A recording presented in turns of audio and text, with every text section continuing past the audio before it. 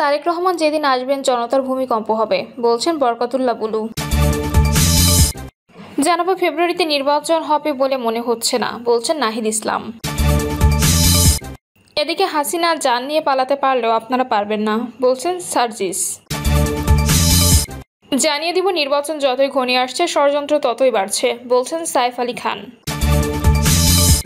জানাবো EC remote কোথায়, প্রশ্ন হাসনাতের। এবং সর্বশেষ জানাবো হত্যা মামলায় তৌহিদ আফ্রিদি 5 দিনের রিমান্ডে। শুনছিলেন সংবাদ শিরোনাম, এবারে বিস্তারিত। তারেক রহমান যেদিন আসবেন জনতার ভূমিকম্প হবে, বলছেন বরকতুল্লাহ বুলু। বিএনপির কেন্দ্রীয় ভাইস চেয়ারম্যান বরকতুল্লাহ বুলু বলেছেন, বাংলাদেশের গার্মেন্টস শিল্প এবং মধ্যপ্রাচ্য বাংলাদেশিদের চাকরির সুযোগ, এই দুটি কারণেই শহীদ প্রেসিডেন্ট জিয়াউর রহমানকে বলা হয় আধুনিক বাংলাদেশের স্থপতি। জিয়া পরিবার বাংলাদেশের স্বাধীনতা সার্বভৌমত্বের মূর্ত প্রতীক। তারেক রহমান বাংলাদেশের আগামী দিনের স্বাধীনতা সার্বভৌমত্বের মূর্ত প্রতীক। তারেক রহমান যেদিন বাংলাদেশে আসবেন সেদিন জনতার ভূমিকম্প হবে। পিআর পদ্ধতি নিয়ে বরকতুল্লাহ বুলু বলেন, পিআর খায় না, পিআর গায়ে মাখে। এর পদ্ধতি জনগণ মানে না। জনগণ চায় সুষ্ঠু নিরপেক্ষ ভোটের মাধ্যমে পছন্দের প্রার্থীকে নির্বাচিত করতে। পিআর দিয়ে নির্বাচন সম্ভব নয়। নির্দিষ্ট তারিখের মধ্যে নির্বাচন দিতে হবে। ফ্যাসিস্ট হাসিনার আমলে দেশকে লুটপাটের মহারাজ্য করা হয়েছে। হাজার হাজার কোটি টাকা বিদেশে পাচার হয়েছে। নির্বাচিত সরকার ছাড়া এসব টাকা ফিরিয়ে আনা সম্ভব নয়। তাই পিআর পদ্ধতি বাদ দিয়ে গণতান্ত্রিক পদ্ধতিতে নির্বাচন দেন। তিনি আরও বলেন, যারা 71-এর মুক্তিযুদ্ধকে স্বীকার করেন না, শহীদ প্রেসিডেন্ট জিয়াউর রহমানের স্বাধীনতার ঘোষণাকে স্বীকার করে না, শহীদ প্রেসিডেন্ট জিয়াউর রহমানের মুক্তিযোদ্ধা হিসেবে স্বীকার করে না, তারা 30 লক্ষ শহীদের রক্ত দেয়াকে স্বীকার করে না, তাদের বাংলাদেশে ভোট চাওয়ার অধিকার নেই, তাদের রাজনীতি করার অধিকার নেই। কোনো হাইব্রিড যেন বিএনপির নেতা না হতে পারে সেজন্য তৃণমূল নেতাকর্মীদের প্রতি আহ্বান জানান তিনি। ফেব্রুয়ারিতে নির্বাচন হবে বলে মনে হচ্ছে না, বলছেন নাহিদ ইসলাম। জাতীয় নাগরিক পার্টির আহ্বায়ক নাহিদ ইসলাম বলেছেন, ফেব্রুয়ারিতে নির্বাচন হবে বলে মনে হচ্ছে না। তিনি বলেন, জুলাই সনদের আইনি ভিত্তির মাধ্যমে আমরা নির্বাচন অংশগ্রহণ করতে চাই, এর বাইরে কোনো নির্বাচন হবে বলে আমার মনে হচ্ছে না। এনসিপির এই আহ্বায়ক বলেন, প্রথম থেকেই আমরা নির্বাচনের তারিখ নিয়ে কখনোই পক্ষ বিপক্ষ করিনি। আমরা শুধু বলেছি সংস্কার ও বিচারের নিশ্চয়তা নিয়ে যদি ডিসেম্বরে নির্বাচন হয় সেটাতেও আমাদের আপত্তি নেই। বিএনপির সঙ্গে আসন ভাগাভাগি নিয়ে এক প্রশ্নে নাহিদ ইসলাম বলেন, নির্বাচন পেছানো বা এই ধরনের কথাগুলো কেবলই গালগল্প। আসন সমঝোতা এগুলো মিথ্যা প্রোপাগান্ডা, গুজব ছড়ানো হচ্ছে। হাসিনা জান নিয়ে পালাতে পারলেও আপনারা পারবেন না, বলছেন সার্জিস। উপদেষ্টা হোক আর রাজনীতিবিদ, কাউকে ছাড় দেওয়া হবে না বলে মন্তব্য করেছেন জাতীয় নাগরিক পার্টির মুখ্য সংগঠক সার্জিস আলম। তিনি বলেছেন, শেখ হাসিনা জান নিয়ে পালাতে পারলেও আপনারা পারবেন না। ফেসবুক পোস্টে সার্জিস লিখেছেন, জুলাই সনদের মাধ্যমে মৌলিক সংস্কার বাস্তবায়নে যারাই বাধা হয়ে দাঁড়াবে তাদের মুখোশ জনগণের সামনে উন্মোচন করা হবে। জুলাই সনদ বাস্তবায়নের নিশ্চয়তার পর অন্য আলাপ শুরু হতে পারে, তার আগে না। উপদেষ্টা হোক আর রাজনীতিবিদ, কাউকে ছাড় দেওয়া হবে না। সার্জিস আলম আরও বলেন, সাধু সাবধান, কে কি করছেন কিংবা করতে চাচ্ছেন কোনো কিছুই গোপন থাকবে না। শেখ হাসিনা তো জান নিয়ে পালাইতে পারছে, আপনারা সেটাও পারবেন না। জনগণ এত ভালো না। নির্বাচন যতই ঘনিয়ে আসছে ষড়যন্ত্র ততই বাড়ছে, বলছেন সাইফ আলী খান। বিএনপি তথ্য প্রযুক্তির সহ সম্পাদক এইচ.এম. সাইফ আলী খান বলেছেন, সরকার ঘোষিত সময় অনুযায়ী নির্বাচন যতই ঘনিয়ে আসছে ষড়যন্ত্র ততই বাড়ছে। তিনি বলেন, আগামী নির্বাচন শুধু একটি নির্বাচন নয়, দেশের স্বাধীনতা সার্বভৌমত্ব সহ রাষ্ট্রের জনগণের মালিকানা ফিরে পাওয়ার নির্বাচন। আগামীতে সুষ্ঠু নির্বাচনের সকল সমস্যার সমাধান। সাইফ আলী খান বলেন, একটি দেশের প্রকৃত অগ্রগতি তখনই সম্ভব যখন রাষ্ট্র নেতৃত্ব গঠিত হয় জনগণের সরাসরি ভোটের মাধ্যমে। জনগণের ভোটবিহীন সরকার কখনোই টেকসই বাণিজ্যিক প্রবৃদ্ধি, বৈদেশিক বিনিয়োগ কিংবা কর্মসংস্থান নিশ্চয়তা দিতে পারে না। তিনি বলেন, প্রতিনিধিত্বশীল ও গণতান্ত্রিক সরকারই কেবল বিদেশি বিনিয়োগকারীদের আস্থা অর্জনে সক্ষম হয়। একটি দেশের প্রকৃত অগ্রগতি তখনই সম্ভব যখন রাষ্ট্র নেতৃত্ব গঠিত হয় জনগণের সরাসরি ভোটের মাধ্যমে।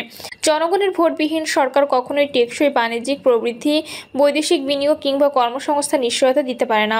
বিএনপির এই নেতা বলেন, প্রতিনিধিত্বশীল ও গণতান্ত্রিক সরকারই কেবল বিদেশি বিনিয়োগকারীদের আস্থা অর্জনে সক্ষম হয়, কারণ এমন সরকারে থাকে নীতিগত স্বচ্ছতা, জবাবদিহিতা এবং রাজনৈতিক স্থিতিশীলতা, যা একটি বিনিয়োগ বান্ধব পরিবেশ তৈরির পূর্বশর্ত। এর বিপরীতে একচেটিয়া শাসন ব্যবস্থা, গণতন্ত্রহীন অবস্থা দেশকে করে তোলা অনিশ্চিত, ঝুঁকিপূর্ণ।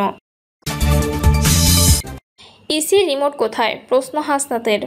নির্বাচন কমিশনকে দলকানা এবং এটি এখন কয়েকটি রাজনৈতিক দলের পার্টি অফিসে পরিণত হয়েছে এমন মন্তব্য করে জাতীয় নাগরিক পার্টি দক্ষিণাঞ্চলের মুখ্য সংগঠক হাসনাত আব্দুল্লাহ বলেছেন, নির্বাচন কমিশনের রিমোট কোথায়? বর্তমান কমিশনের একজন বিএনপিপন্থী, কেউ অন্যপন্থী, কেউ বামপন্থী। হাসনাত আব্দুল্লাহ বলেন, আমরা এই নির্বাচন কমিশনের বস্তুনিষ্ঠ আচরণ করতে চাই। এই নির্বাচন কমিশন পিক অ্যান্ড চুজ পদ্ধতিতে গঠিত হয়েছে। এই নির্বাচন কমিশনে বিভিন্ন পক্ষের লোক রয়েছে। তিনি বলেন, নির্বাচন কমিশনে একজন বিএনপিপন্থী, কেউ অন্যপন্থী, কেউ ডানপন্থী, কেউ বামপন্থী, অথচ আমরা চেয়েছিলাম বাংলাদেশপন্থী নির্বাচন কমিশন। এই নির্বাচন কমিশনে যে ধরনের অ্যানোমালিজ রয়েছে তা নয়। নির্বাচন কমিশন পুনর্গঠনের জন্য খুব শিগগিরই আপনাদের সামনে উপস্থাপন করব। হাসনাত বলেন, এই নির্বাচন কমিশন কতিপয় পার্টির অফিস হয়ে গিয়েছে। আমরা বারবার বলেছি, আমরা একটি গ্রহণযোগ্য, অবাধ, নিরপেক্ষ নির্বাচনের দিকে যেতে চাই। বাংলাদেশের মানুষ গণতান্ত্রিক উত্তরণের জন্য অপেক্ষা করছে। বাংলাদেশের মানুষ আবার গুন্ডাতন্ত্রের দিকে যেতে চায় না। তিনি বলেন, যদি একটি সুষ্ঠু, অবাধ, গ্রহণযোগ্য, অন্তর্ভুক্তিমূলক নির্বাচন চাই, তাহলে আমরা এই নির্বাচনের কমিশনকে বস্তুনিষ্ঠ পেশাদারিত্বের ভূমিকায় দেখতে চাই। কিন্তু নির্বাচন কমিশন যেভাবে দলকানা আচরণ করছে, একটি দলের এজেন্ডা বাস্তবায়নে নির্লজ্জভাবে কাজ করছে, আমরা যে নির্বাচনমুখী হচ্ছি সেটির অন্তরায় বলেও মনে করছি। সুষ্ঠু, নিরপেক্ষ নির্বাচনের জন্য এই নির্বাচন কমিশনকে অবশ্যই দলমত নির্বিশেষে নিরপেক্ষ ভূমিকা পালন করতে হবে। জাতীয় নাগরিক পার্টির নেতা হাসনাত আব্দুল্লাহ বলেন, নির্বাচন কমিশনের প্রতি আমাদের যে আস্থা ছিল, সে আস্থা ক্রমশ হারাচ্ছে। আমাদের দল নিবন্ধন থেকে শুরু করে প্রতীক বরাদ্দ, সীমানা নির্ধারণ, প্রত্যেকটি ক্ষেত্রে আমরা দেখেছি, আমরা যখন নির্বাচন কমিশনের সঙ্গে মিটিং করি তখন তাদের এক ধরনের আচরণ থাকে। পরে তারা একটা সময় চায়, এরপর ওই সময়ের মধ্যে কি হয় সেটা তারাই বলতে পারবেন। তিনি বলেন, নির্বাচন কমিশনের রিমোট কন্ট্রোল কোথায় রয়েছে সেটা এখনো পর্যন্ত আমাদের কাছে অজ্ঞাত। নির্বাচন কমিশনে যারা কমিশন রয়েছে, আপনারা যদি মনে করেন আপনারা নিজেরাই নির্বাচন কমিশন পরিচালনা করতে পারবেন না, বরং অন্যরা আপনাদের পরিচালনা করে, তাহলে তা মানুষের সামনে প্রকাশ করুন। নির্বাচন কমিশনার এবং সংশ্লিষ্টদের বিভিন্ন দলের সঙ্গে কানেকশন খুঁজে বের করার আহ্বান জানিয়ে হাসনাত আব্দুল্লাহ সাংবাদিকদের বলেন, আপনারা দেখতেই পাচ্ছেন এবং সেগুলো আপনাদের খুঁজে বের করতে হবে। আপনারা যারা সাংবাদিক রয়েছেন, আপনাদের খুঁজে বের করতে হবে আসলে বিএনপি ও জামায়াত সহ অন্যান্য সক্রিয় রাজনৈতিক দলগুলো এই নির্বাচন কমিশনকে কতটা কিভাবে প্রভাব বিস্তার করে। তিনি বলেন, যারা এখানে ইলেকশন কমিশনের কমিশনার রয়েছেন, তারা ওই রাজনৈতিক দলের সঙ্গে যে কিভাবে সম্পৃক্ত এবং কে কাকে মেনটেন করে, শুধু নির্বাচন কমিশন নয়, সচিবালয় থেকে শুরু করে বাংলাদেশের পুলিশ ও অন্যান্য অফিসগুলো আমরা শুনতে পাই এগুলো এখন বিভিন্ন জায়গা থেকে নিয়ন্ত্রণ করা হয়। এগুলো খুঁজে বের করা আপনাদের দায়িত্ব। সচিবালয়ের বাইরেও সেকেন্ড সচিবালয় গড়ে তোলা হয়েছে বলে মন্তব্য করে জুলাই গণঅভ্যুত্থানের এই নেতা বলেন, আমরা শুনতে পাই এগুলো এখন বিভিন্ন জায়গা থেকে নিয়ন্ত্রণ করা হয়।